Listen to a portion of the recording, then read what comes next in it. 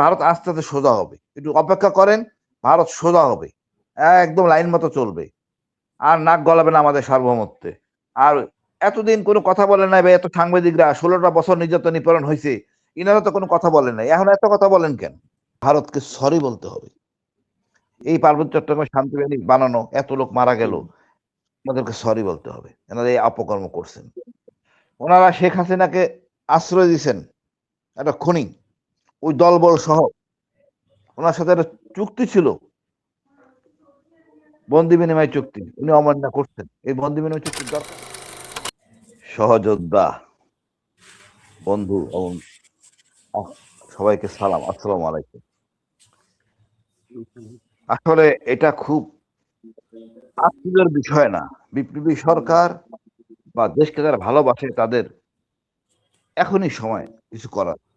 গণতান্ত্রিক সরকারের জন্য একটু ডিফিকাল্ট হয়ে পড়ে, জবাবদিহিতা আছে, আন্তর্জাতিক চাপ থাকে, এছাড়া অনেক টেকনিক্যাল প্রবলেম থাকে, দলের মধ্যে অনেক রকম লোক থাকে। ডক্টর ইউনূসের এই বিষয়টা আগেই করা উচিত ছিল, কেন করে নাই জানে নাই। ডক্টর ইউনূস চেষ্টা করছে ভারতের সাথে সম্পর্কটা ভালো রাখার জন্য, সেই সমমর্যাদার ভিত্তিতে। বর্তমান পরিস্থিতি দেখেন, আমাদের ভিসা প্রদান কেন্দ্রগুলি বন্ধ করতে হইলো, আগে আমরা কোনো করি নাই। ভারত এক পেশে করে গেছে, আমরা উত্তর দেন, এবার কিন্তু উত্তর দিচ্ছি। আমি বলবো মনিরুজ্জামান ভাই বা বিএনপি আগামীতে আসবে, আল্লাহ যদি চাহে, তারাও এরকম জবাব দিবে। ভারত এক কাজ করবে, আমরা ছাড় দিব না। আর এই যে আমাদের জন্য শিক্ষণীয় উদাহরণ থাকবে, এটা করছে, আমরা এটা করছি, চোখে চোখে চোখ রেখে কথা বলছি। ওদের অ্যাম্বাসেডার, যে কূটনীতিক ডেকে পাঠানো হয়েছে, তলব, ওরা ডাকছে, আমরা ডাকছি। এই যে গ্রহণযোগ্য না প্রতিবাদ, এগুলি আমাদের মানে মর্যাদা বাড়ায়, আমাদের কাছে গর্ব লাগে ডক্টর ইউনূস করছে। এখন যেই বিষয় বলেন কূটনীতিক ছিল পাকিস্তানের সাথে, হ্যাঁ, এটা অনেক আগেই হওয়া উচিত ছিল। পাকিস্তান আমার শত্রু ছিল 71 পর্যন্ত, 71 যুদ্ধকালীন সময়। এরপর সে 1400 মাইল দূরে, 2000 কিলোমিটার দূরে, এখন সে শত্রু না। ইভেন যদি 71 যুদ্ধ না হইতো, 4-5 বছর পরে তো আমরা সেনাবাহিনী বৃদ্ধি হইতো, আমরা অটোমেটিক স্বাধীন হয়ে যেতাম। এত দূরে থেকে, 2000 মাইল দূরে থেকে একটা দেশকে শাসন করা যায় না, যেখানে আমাদের ভাষা, আচার ব্যবহার ভিন্ন, সংস্কৃতি ভিন্ন, স্বাধীন হতাম আমরা। এখন আমাদের কমন এনিমি দেখ, পাকিস্তানের যে এনিমি, আমার এনিমি, চীনের এনিমি একই ব্যক্তি। শুধু তাই না, যদি কনসিডার করেন শ্রীলঙ্কার কে, ওই ভারত, নেপালের কে ভারত, ভুটানের কে ভারত। সুতরাং ভারত একটা বিস্ফোরা আমার মনে হয়, এর জন্য উচ্চশিক্ষা দরকার। আমরা তবে পাকিস্তানে থাকলে এই পরমাণু অংশীদার হয়ে থাকতাম, বাট আমরা নাই। বাট এখন পরমাণু বানাতে যেই সময় বা খরচ, এটাও সম্ভব না। আমাদের রাজনীতির জন্য আমরা অনেক কিছু নষ্ট করছি। চিটাগাং স্টিল মিল, ওটা দিয়া একই জিনিস কিন্তু পাকিস্তানে বানানো হয়েছে, মেশিন টুল ফ্যাক্টরি, ওইখানেই কামান হচ্ছে, সেই কামান আমরা কিনে আনছি, কিন্তু আমরা এটা বেচে দর্জির দোকান বানাইছি, গার্মেন্টস ফ্যাক্টরি। এটাই হলো বাঙালি আমরা। স্টিল মিল আমার চোখের সামনে বিক্রি হয়েছে, আমি ল্যাবের সিও দেখছি। যতই বদনাম করি না পাকিস্তান, যা তারা করে গেছে সেটা মেনটেন করতে পারতেছি না। ব্রিটিশ যা করে গেছে তা মেনটেন করতে পারতেছি না। এই রেলওয়ে লাইন স্টেশন গুলি দেখেন, উত্তরবঙ্গের রেলওয়ে স্টেশন গুলি কত সুন্দর, কত বর্ধিত এলাকা নিয়ে করে গেছে। যাও, এখন মনে হয় এত হুমকি, একবার সে আমার চিটাগাং নিয়ে নেয়, ভারতের রাজনীতিবিদরা একবার আমাদের ওই হিলি থেকে উপরের অংশ নিয়ে নেয়। এই হিসেবে তো দরকার, আসলে এটা সুযোগ। তুমি ভাই এই করছো, আমি তো নিরাপত্তা ভুগতেছি, আমার সার্বভৌমত্ব এখন নিরাপত্তা হুমকিতে, সার্বভৌমত্ব হুমকিতে। এখানে তো আর ছাড় দেওয়ার অবকাশ নাই, এখানে কেউ আমার দোষারোপ করতে পারবে না, কারণ ভারত আমার এই বিব্রত অবস্থা ফেলছে, তাই আমরা চুক্তি করতেছি একান্ত বাধ্য হয়ে। এটা সার্বভৌমত্ব প্রশ্নে, সার্বভৌমত্ব যদি হুমকি হয় অবশ্যই ব্যবহার হবে, সার্বভৌমত্ব হুমকি না হলে কোনো সমস্যা নাই। আমরাও জঙ্গি পালতে চাই না, ভারতও যদি করে আমরা করব, বাট ভারতকে সরি বলতে হবে। এই পার্বত্য চট্টগ্রামে শান্তি বাহিনী বানানো, এত লোক মারা গেল, ওনাদেরকে সরি বলতে হবে, এনারা এই অপকর্ম করছেন।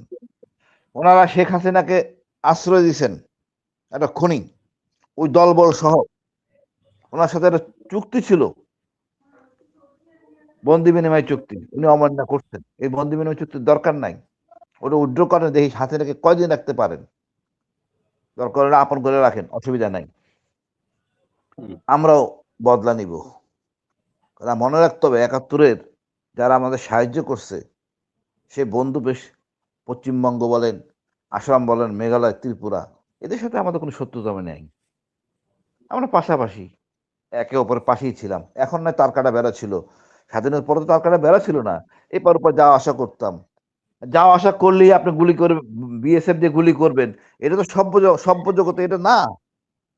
আপনি যখন চীনের সাথে থাকেন তখন তো লাঠি নিয়ে ডিউটি করেন। তখন চীন বিশাল দণ্ডটা বড়। তখন আমার চীন সীমান্তে লাঠি নিয়ে ডিউটি করেন। আর আমার সীমান্তের নিরীহ লোকদের গুলি করেন।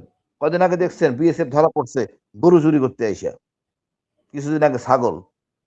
ওরাই হলো আসলে চোর। আর আমাদের নিরীহ জনগণে মারে। আমাদের নিরীহ জনগণ আমার মনে হয় এলাকার রাজনীতিবিদরা সোচ্চার হবেন। তাহলে এই কাজ করতে পারবে না। পাকিস্তানের সাথে পাশাপাশি মনে করব দেশের সীমান্ত এলাকার লোকদেরকে সামরিক প্রশিক্ষণ দেওয়া উচিত। একটা ভাতা দেওয়া উচিত সীমান্ত নিয়ন্ত্রণ করার জন্য, যাতে কোনো রকম মানে হঠাৎ কোনো সমস্যা হলে যেন লোকজন ঘুরে দাঁড়াতে পারে। আমার মনে হয় এখন সময় জাতিকে সজাগ হওয়ার। আমাদের তারেক ভাই আসতেছেন, আমি মনে করি ওনারাও একমত হবেন। শত্রুকে চোখে আমাদের চোখে চোখ রেখে কথা বলতে হবে। আমরা ছোট জাতি না। প্রায় ২০ কোটি জনগণ আমাদের, ৪০ কোটি হাত, ৪০ কোটি পা।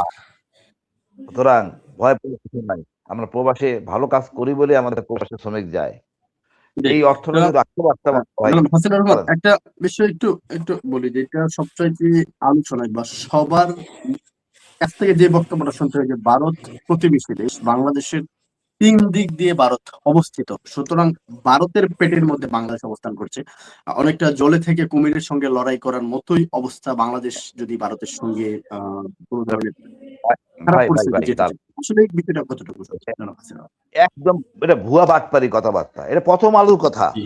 ডেইলি স্টারের কথা হইতে পারে, আমাদের কথা না। ভারতের মূল সমস্যা পাকিস্তান সীমান্ত। ওই সীমান্ত থেকে সেনাবাহিনী সরাতে পারবে না। তার উপরে দেখেন যে হুমকি দিছে পাকিস্তানি জওয়ানরা মানে সদস্যরা সরকারি দলের। তারপর চীন সীমান্ত থেকে সে সৈন্য সরাতে পারবে না। অরুণাচল থেকে সৈন্য সরাতে পারবে না। কাশ্মীর থেকে সৈন্য সরাতে পারবে না। তারপর তার সৈন্য কতটুকু আছে? আমাদের ১০ ডিভিশন কাউন্টার ৩০ ডিভিশন দরকার পড়ে। ওর কি ৩০ ডিভিশন কেন? ও কি ১০ ডিভিশন আনতে পারবে আমার সীমান্তে? আমি মনে করি না। অসম্ভব ব্যাপার। আর ডিভিশনের বাইরে আমাদের প্রতিটা বাঙালি যেরকম তেরা, যতটা সাহসী, প্রত্যেকটা বাঙালি ভারতের যে কোনো সেনাবাহিনীর চেয়ে শক্তিশালী। আপনি দেখছেন সীমান্তে বিএসএফ সীমান্তে কি করে। তো যে যত কথাই বলুক, হ্যাঁ ভারতের এয়ার ফাইটার অনেক শক্তিশালী। আমরা তো দেখলেন, আমরা যদি কূটনৈতিক চুক্তি করি, চুক্তি করতে তো কোনো অসুবিধা নাই। আমি তো আগেই বলতেছি সার্বভৌমত্ব হুমকি পড়লে সমস্যা। এর মধ্যে আমরা গুছাইয়ে নিব ইনশাআল্লাহ। আমরা জনগণকে প্রশিক্ষণ দেওয়াই নিব। আমাদের কূটনৈতিক সম্পর্কটা করবো একে অপরের জন্য। আমাদের কোনো ক্ষতি নাই তো। আমরা করতেই পারি। কেন করি নাই? ওই ভারতের ভয়ে। চিকিৎসা এই সেই। আমার লজ্জা লাগে আমাদের রাজনীতিটা চিকিৎসার জন্য ভারতে যায়, সিঙ্গাপুরে যায়। নিজ দেশে একটা ভালো চিকিৎসা কেন্দ্র বানায় না, হাসপাতাল বানায় না। নিজেরা যায় চিকিৎসা করে শেমলেসের মতো। এগুলি বন্ধ করা উচিত। আপনারা জনগণের টাকা দিয়ে নিজে চিকিৎসা করতে যাবেন না। জনগণের চিকিৎসা নিশ্চিত করেন। আমি মনে ভারতের উপর নির্ভরশীল হওয়ার কোনো স্কোপ নাই। ভারত ছাড়ানো চলতে পারবো। এটাই আমার মূল কথা। এবং ওই সম্পর্ক তেরার লাগে তেরাই হইতে হবে। ভারত আস্তে আস্তে সোজা হবে। একটু অপেক্ষা করেন, ভারত সোজা হবে। একদম লাইন মতো চলবে। আর নাক গলাবে না আমাদের সার্বভৌমত্বে। আর এতদিন কোনো কথা বলে নাই বা এত সাংবাদিকরা ১৬টা বছর নির্যাতন নিপীড়ন হয়েছে, ইনারা তো কোনো কথা বলেন নাই। এখন এত কথা বলেন কেন? কম জুলুম নিপীড়ন হয়েছে এই মিডিয়া সংস্থার উপরে? নয় দিগন্ত, অন্যান্য পত্রিকাগুলি, কিন্তু কেউ কথা বলে না। এখন সব লাফাইয়া পড়ছে।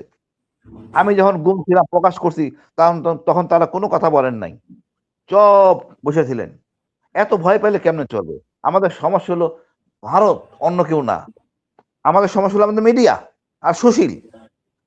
বলা হয় একটা স্লোগান আছে, দিল্লি যাদের মামার বাড়ি, বাংলা ছাড়ো তাড়াতাড়ি। এটা আমার message. Please go back, will hold our country ইনশাআল্লাহ।